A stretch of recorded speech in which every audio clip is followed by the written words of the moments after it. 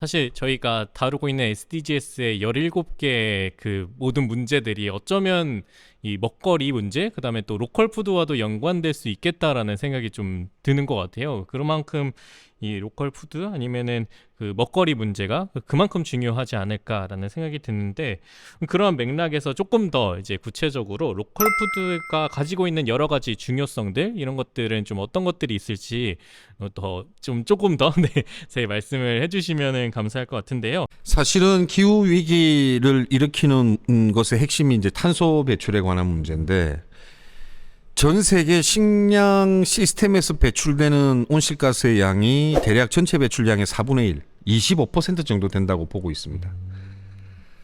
그러니까 농축수산업 그 자체만 보면 이제 퍼센트가 이렇게 높진 않지만, 이것이 이제 생산되는 과정에서부터 유통되는 물류 문제라든가 이제 소비되는 문제까지를 전부 다 계산해 보면 이 식량 시스템이 가지고 있는 이 탄소와의 관계는 매우 사실 영향이 크거든요.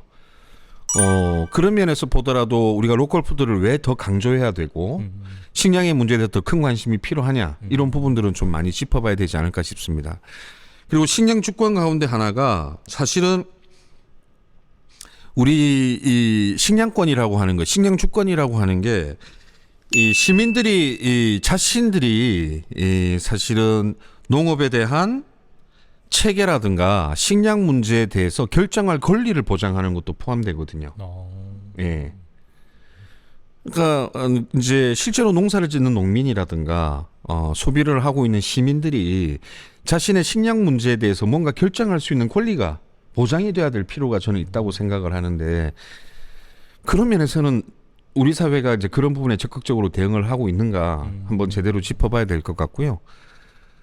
결국에는 뭐 여러 가지 면에서 봤을 때 식량 문제가 지금 현대 사회에 과연 이게 진짜 이슈인가라고 이렇게 바라보는 시각이 굉장히 다른 분들이 많은데, 저는 현존하는 위기 중에 식량 위기는 굉장히 좀 주목해서 바라봐야 되는 우리 앞에 놓여 있는 가장 큰 위기 중에 하나다, 이렇게 생각을 해볼 수 있을 것 같습니다. 조금 보태보자면 뭐 이제 말씀하신 맥락에서 요즘 많이 하는 얘기로 하면 뭐 윤리적 소비, 가치 소비 뭐 이런 영역이 될 수도 있겠죠. 이제 사실 이제 그 우리가 먹거리를 선택할 때 가장 최우선적으로 생각하는 것은 사실은 가치나 뭐 윤리 이런 것들을 잘 고민을 하지 않잖아요. 냉정하게 얘기해서. 네. 가격을 제일 먼저 그렇죠? 생각하게 가격? 되는. 그리고 뭐 가성비, 뭐 맛있나 없나, 뭐 이런 것들이 중심이 되는데, 이제 그거는 사실 이제 먹거리라고 하는 식품이라고 하는 것을 여러 가지 그 기능, 의미 중에서 한 부분에 불과한 거잖아요.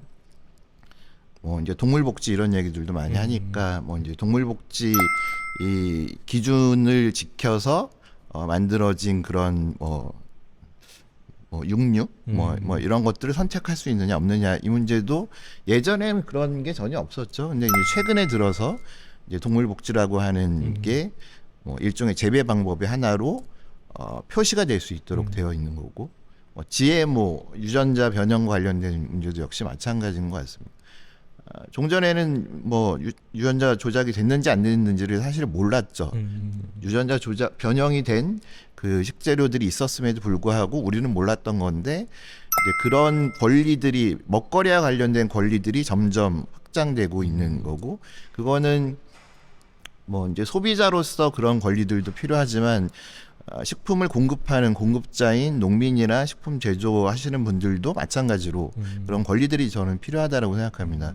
왜냐하면 우리 농업이 이제 대한민국이 급속한 산업화 공업화의 과정들을 겪으면서 농촌은 점점 해체되어 가고, 농민들에게는 규모화된 그 대량으로 생산하는 그런 방식의 시스템으로 국가적으로 강제해왔던 것이 지금까지 역사였기 때문에, 그래서 사실은 뭐 예전에 농약 중독 사고라든가 여러 가지 뭐 통일별 이름 아시는 분들이 있을지 모르겠지만 뭐 다수학 품목들 중심으로 해서, 이제 그 얘기는 뭐냐 하면 농민들한테 먹거리를 생산하는 그런 굉장히 소중한 역할을 하고 있는 우리 사회 구성원이다라고 하는 그런 의미보다는 그냥 농사를 지어서 돈을 벌려면 그러면 돈을 쉽게 벌 수 있는 작물들을 심어라. 이렇게 그 농업을 진행해왔던 것이 그동안의 과정이었거든요. 근데 이게 왜 그러냐를 보면 사실은 농민하고 먹거리 생산하는 사람과 먹거리를 소비하는 사람들의 관계가 확인이 안 되기 때문에 그 관계들이 있다고 하면 그러면 이 먹거리를 소비하는 사람을 위해서 어떤 것들을 생산하겠다라고 하는 선택을 할 수 있을 거고 반대로 먹거리를 소비하는 사람들도 이러이러한 과정을 통해서 먹거리를 생산한 농민들의 농산물을 구매하겠다라고 할 수가 있겠죠. 근데 지금은 뭐 일부를 제외하고 많은 대부분의 사람들은 그 먹거리 식품을 선택할 때 그런 기준들을 갖고 있지 못한 게 사실이고요. 그래서 이제 그런 관계들을 다시 복원하자 이런 측면들이 있는 것 같습니다.